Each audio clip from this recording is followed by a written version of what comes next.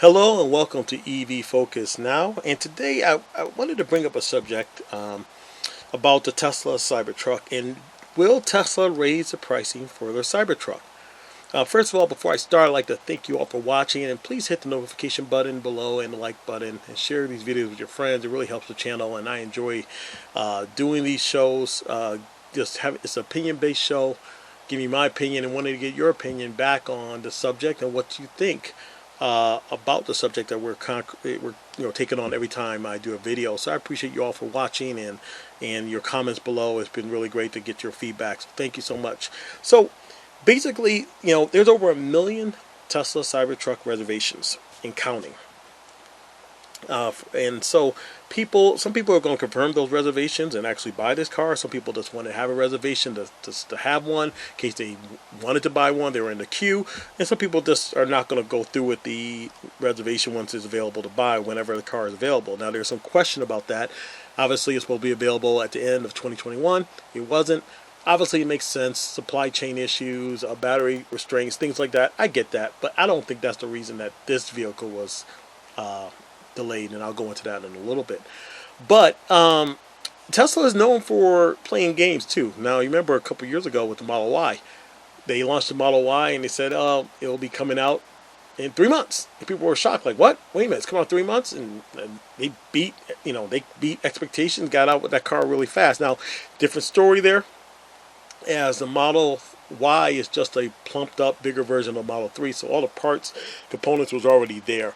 Just had to make the frame bigger, but everything else they're the same. Just raise the seats up on risers, so it's a little easier to get that out sooner.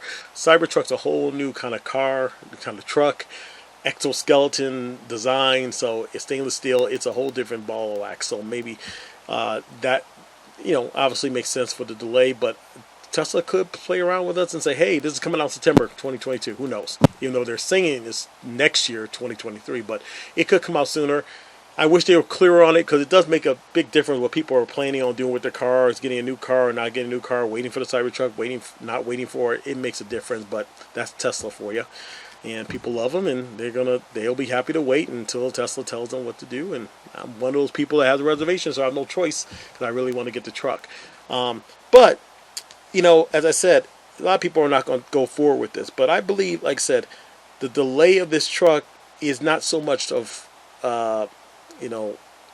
supply issues, which it could be in battery. I think it's more of the fact that something I said in a couple of videos back, that Tesla realized when they launched this truck that the new Ford F-150 Lightning, the Rivian R1T, and the GM Hummer all had better stuff than the Cybertruck.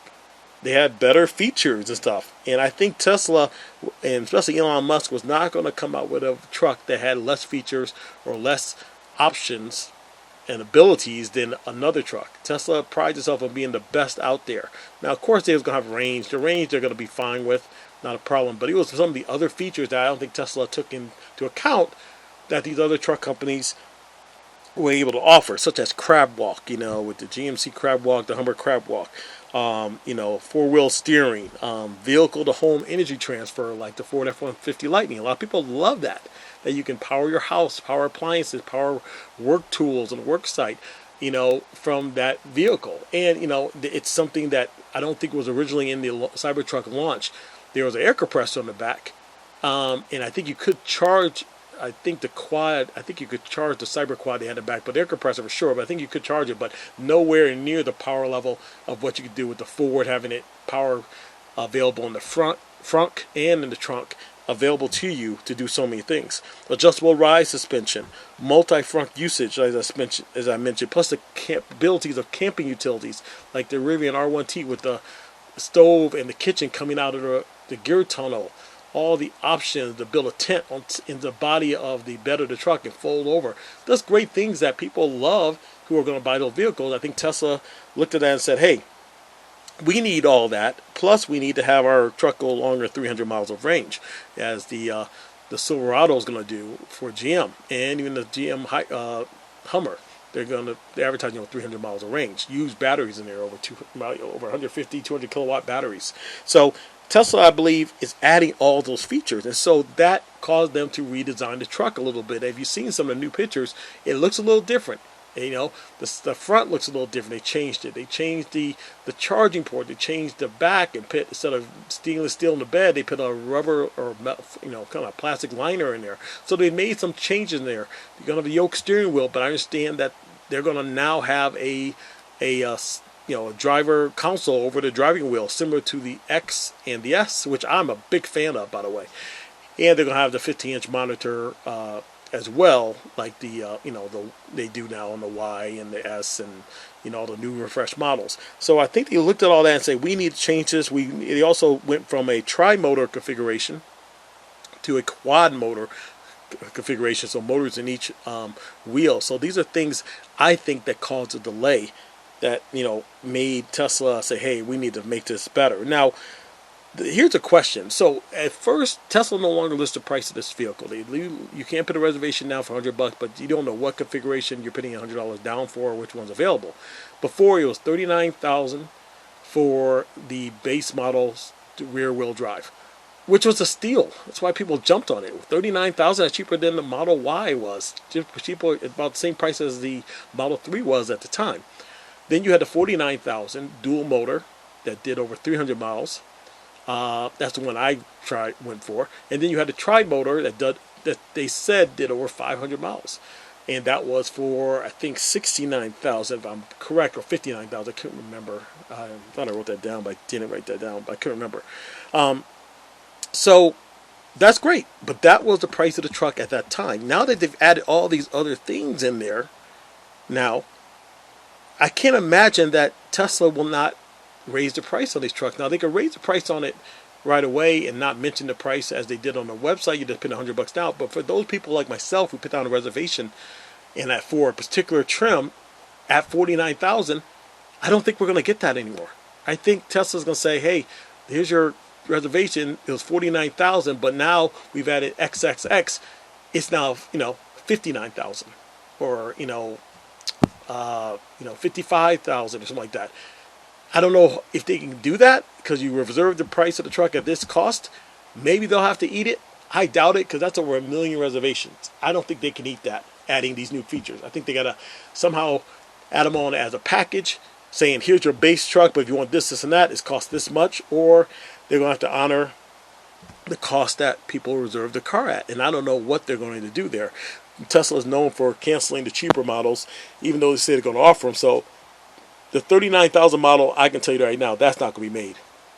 So the base model probably will be $49,000, then $59,000, and then they're going to have the quad motor probably going to be up to $70,000, $80,000 to match what on the Ford Lightning, the Rivian, and the Hummer up in that range. So that's the only thing I think. I can't imagine them just giving us the car we ordered with those extra features and not trying to make more money on it. It just doesn't make sense for them, business sense for them. I don't like the fact that they're going to change the price on it, but I understand that I'm not getting the same truck that I paid $100 on. I'm getting a better truck with more features. So I understand that, but it becomes now, is the truck affordable for some people? $49,000 was kind of like, okay, that's about as far as I'll go, but I can do that. But now if the truck is now, instead of $49, it's $59 or $64 or $65, I don't know I can afford that anymore. Or if I do afford, I'll have to sell my other two cars. I don't know. So that's why I'm really worried about the price in this truck. I really want to get it. I really want to get this Cybertruck, and I'm sure a lot of you guys want to get this as well. And, drive this amazing car, but vehicle anyway. But, man, there is a price point for some people like myself that's like, I can't pay that much for it. So I don't know if the Cybertruck's going to be in my future. I hope it is, but who knows? I mean, I don't even know if I'm going to see the truck until next year anyway. But I suspect that we're going to see some kind of price change somehow, some way. Is it legal or not? Is it right or not? It may not matter. It's something that's going to happen because this is a business after all, and they're not going to give all these extra features away for the same price they advertised for a truck that had less features almost 2 years ago. So I really will be interesting to see. And tell me what your thoughts are. Do you think they're going to raise the price from what the people ordered for the Cybertruck? Do you think they're going to change things, or just have it add it on as an add-on, like where you almost are like, hey, here's the price, but it's $6,000 more if you want this or that? I don't know if they're going to do that or not. That'd probably be the best thing to do, because then you get somebody the option of buying a base one without all those extra things like the crab walk or vehicle home energy. And if you want those, you buy up to those like you would self-driving. That'd be the best way to go, because I can do without the other stuff. I don't care about the energy to home transfer. It's nice, but with a crab walk, I'll never use it, and I don't use any camping utilities. So we'll see what happens. A very interesting time right now. This year is going to be amazing with all the, hopefully as supply issues go around, all the new trucks and EVs we're getting out. This is really 2022, the start of it all, technically, in my opinion. Anyway, thank you all for watching. I appreciate you always tuning in. Don't forget to hit the like and subscribe button below. It really helps the channel. And I will see you guys next time. When it comes to EVs, remain focused. Bye-bye.